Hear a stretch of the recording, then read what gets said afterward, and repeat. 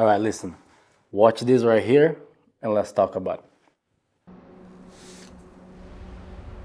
Boxing for me is not just a sport, it's a way of life. It's focus, it's discipline, it's discomfort, all the road work, all the pads, all the sparring. You gotta think, whatever she's doing, I'm gonna do more.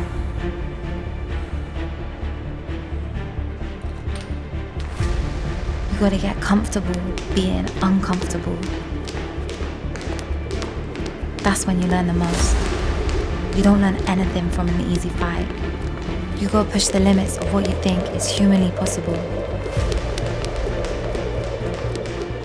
All that graft in the gym comes down to just 9 minutes in the ring.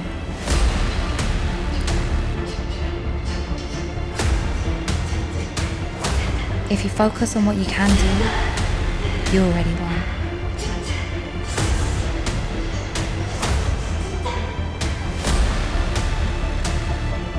And when you step into that ring, and when the bell goes, smile and get to work. But a few people my niggas consider as pivot. Trap through the net, make her clap it, don't cap it, she tapping it fast. I think that we know they be catching it. Standing 6 feet up, casting a shadow. My niggas that talk like they bad it, they know that we got it. They talk off from actual, I make the waves so tsunami, I dare you to paddle it. The truck steady rattling. No top tier to keep my thoughts clear. I see the optim there, I'm on my shot, call it big bar shit. I never know the time, I'm never dodging it. Because when it comes down to it, it's you versus you. That lotus pull up with the guard and my guard is down. Come around trying to hold you some. Give a fuck how you feel, I don't owe you nothing.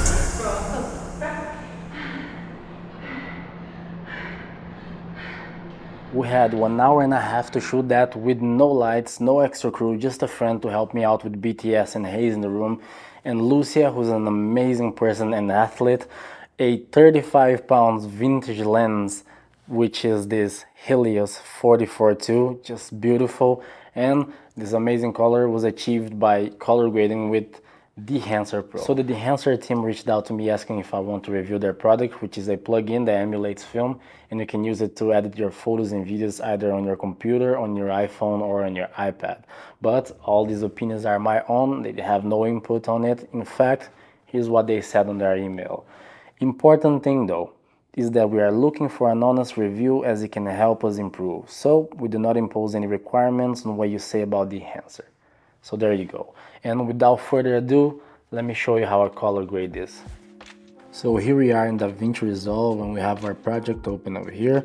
And the next thing we're gonna do, of course, is go into our color tab and choose a clip that we're gonna want to be color grading. And I remember that I liked this one over here because it has this contrast between light, dark, light, and dark again. So it has a lot of depth in this shot, so I'm gonna be choosing this one. And also has this little light over here that's gonna be helpful when we're talking about some of the features of this plugin. So as you can see, I only have one node over here that I already labeled Dehancer. This is where we're gonna be making all of our changes. For now, we don't need all of these clips, so let me just disable and get some more space to work on. And so let's go to search and search for Dehancer. Once you do that, you just drag it to your Dehancer node and your footage is gonna look like crap, but it's just because you have to change some parameters over here. You have to tell Dehancer which camera you shot on. So if you go here to your input and instead of Rec 709, you go to choose camera, and in my case it was a Sony, so scroll down to Sony and a Cinemaline FX3.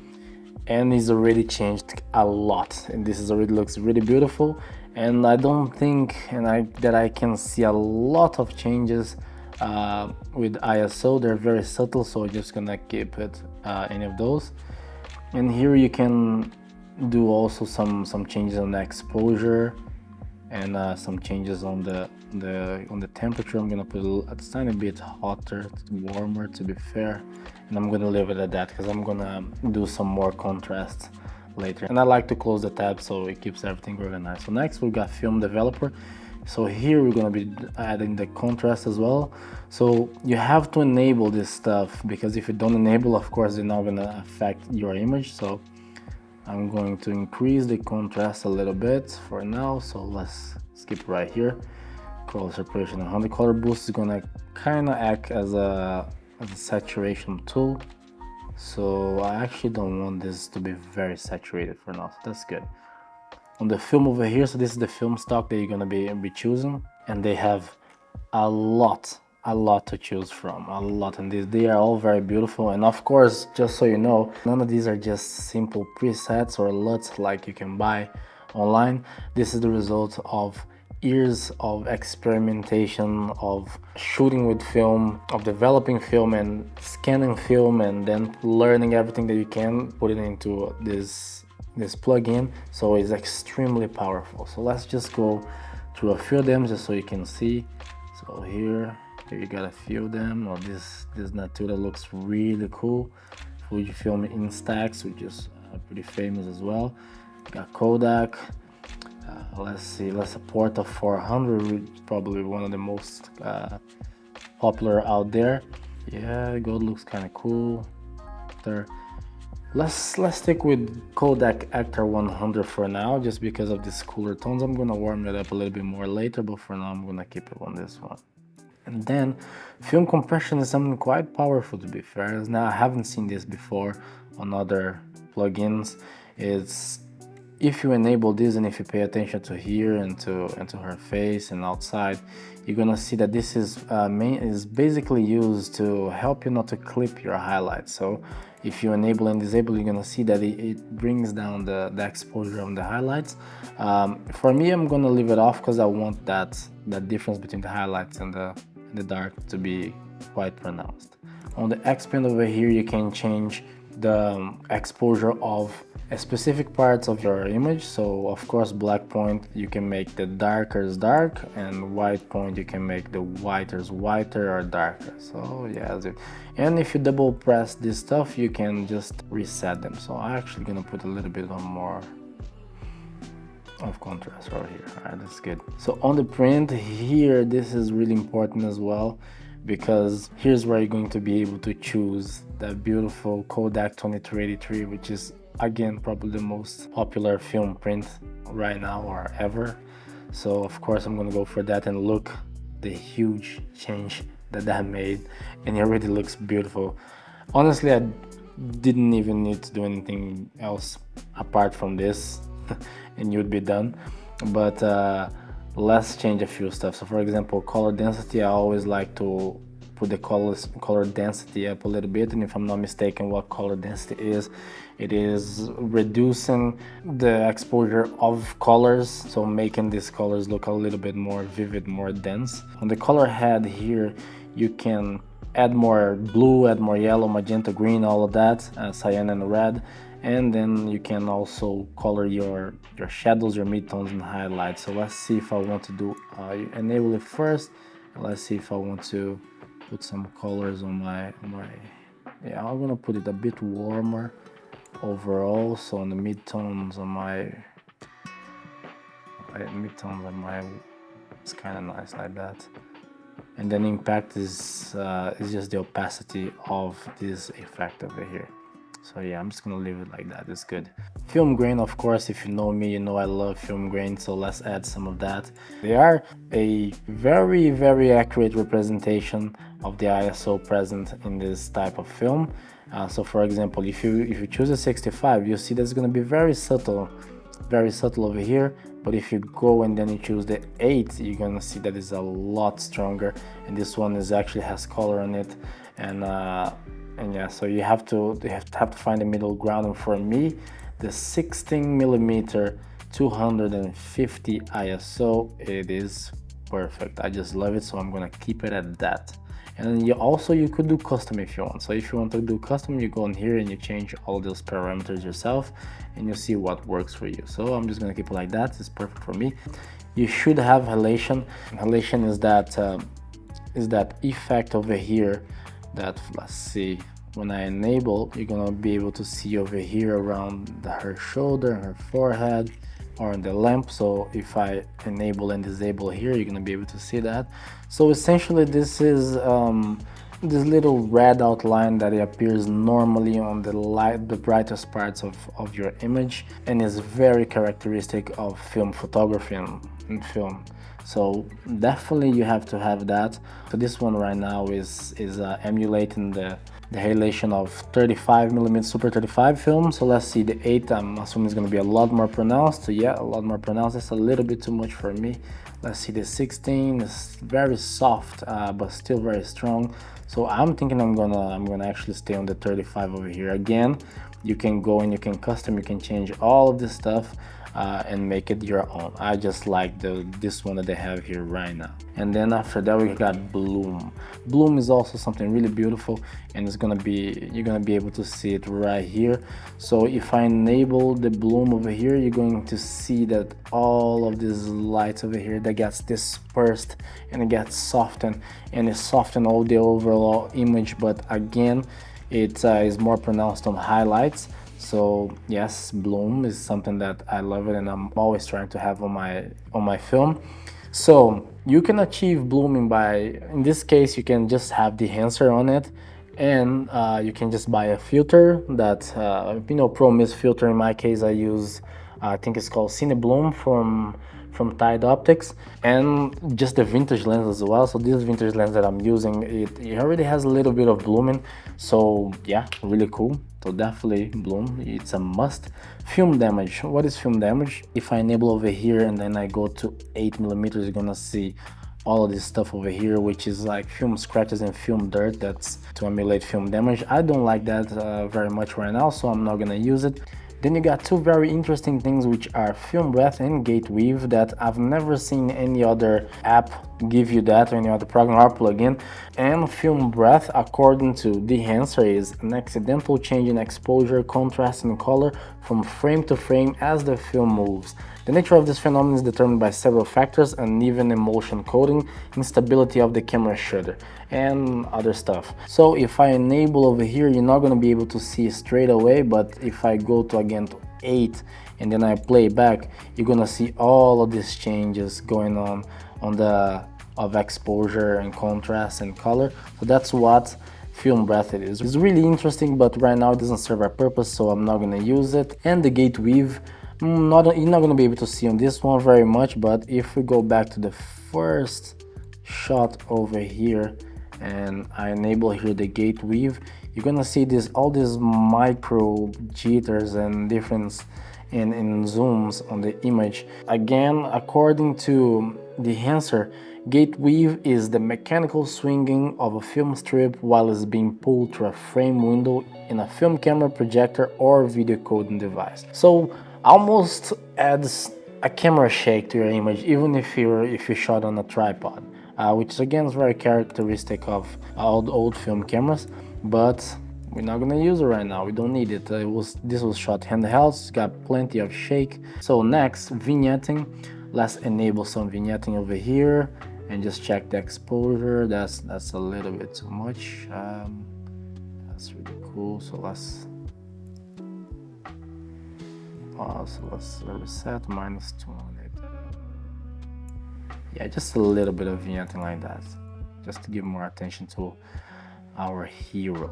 Yeah, that's it. So in terms of monitor, if you press this, you can see the false color, so just to show your exposure, how you expose this. And then the clipping indication, I guess it shows where you are clipping your shadows, because I don't see anything changing on the highlights, but yeah, it is what it is. And then in terms of the output, this is just the opacity of every change that you made before this. So if I put it all the way down, this is going to be our original image, and if I put it all the way up, this is the final output that we're getting right now. Then you have the LUT generator, which is really cool, because if you like the look that you just achieved right here, all you have to do is get here and choose either small or normal. I'd go for normal for more quality in your LUT, and just export a LUT and use this later, or pass it to somebody.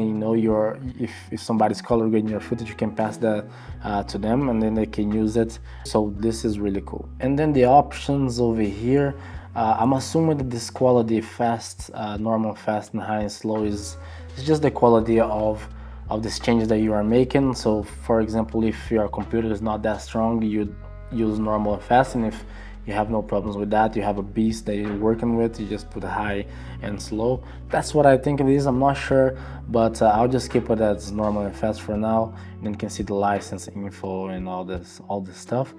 And basically that's it. You have one node. You don't need to have a lot of knowledge about film. I certainly don't. And you just make a few changes and see what feels right to you. And let's see the before and after. So this is before, this is after, before and after again. Let's play it through. Let's see how it goes.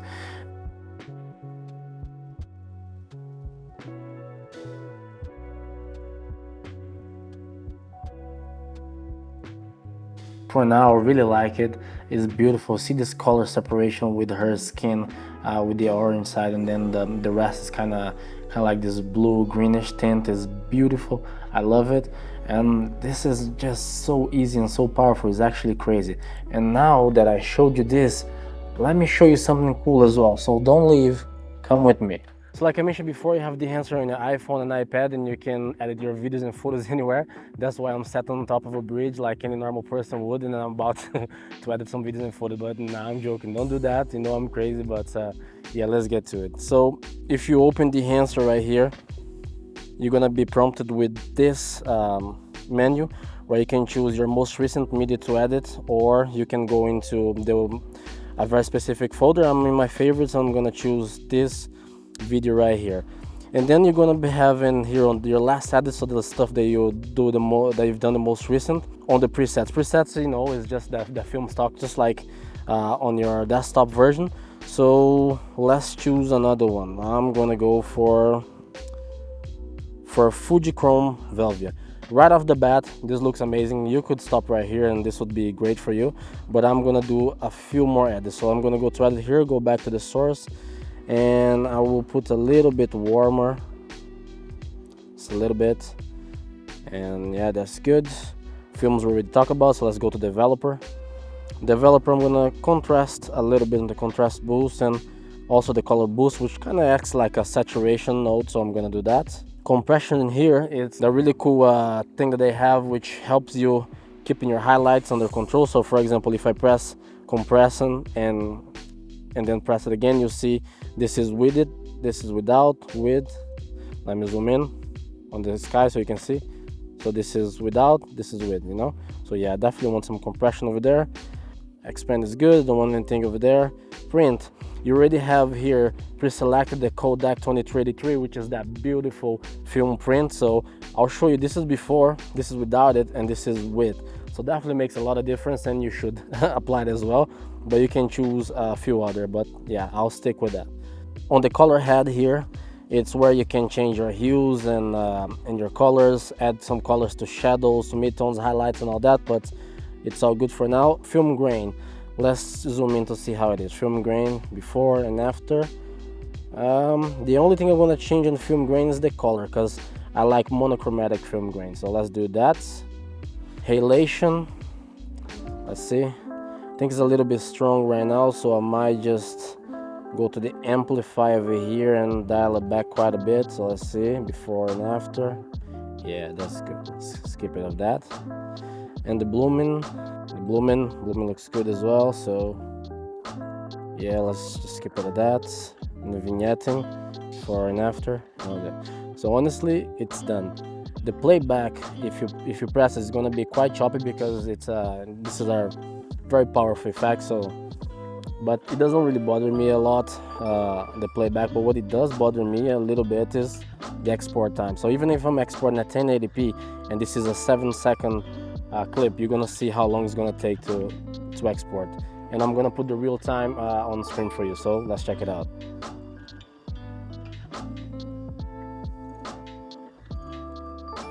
So done. This is how long it took to export, but take a look here at the results. It's beautiful. So take a look at the before and after. And now let's do a quick edit on a photo as well. So let's just go back to our media right there, and let's choose, let's say this one over here, right? And for this one, let's go and choose something that looks cool. Kodak Aero Color 4125, and this is before and after already. Before and after. Honestly, I could just keep it like this, but I will just up a little bit of the film grain because I like quite a little bit of film grain, and then I might be putting a little bit warmer as well. And yeah, I'm done. So before and after. And with the photos is really good because the export is almost instantly. So take a look. I just press to export, and that's exported. It's done. And so now that I've done this, you see how easy it is. Just take a look at a few more stuff that I added with this, and yeah, let me know what you think.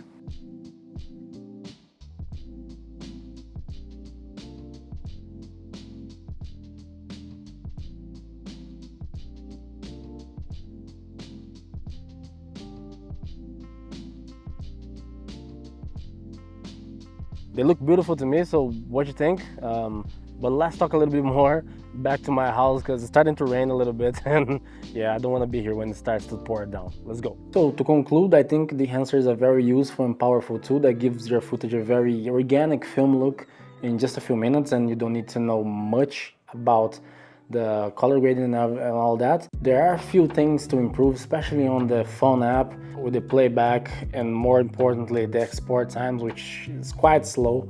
It did crash Davinci Resolve one time, but apart from that it was very smooth. Also, I think it would be useful to separate maybe the color density to the whole compression part, because sometimes I wanted to use the color density but not compress the highlights. So I'm definitely gonna be integrating this into my workflow and using a lot more. So if I find any quirks or any interesting stuff, I'll let you know. And they're always updating their plugin as well in their app, so this is really cool. And if you're thinking about getting it, use this code right here to get 10% off of all of your desktop versions. And now watch this video next because you're gonna learn something really cool. And no, thank you for sticking around. I'll see you in the next one. Love you all. Bye.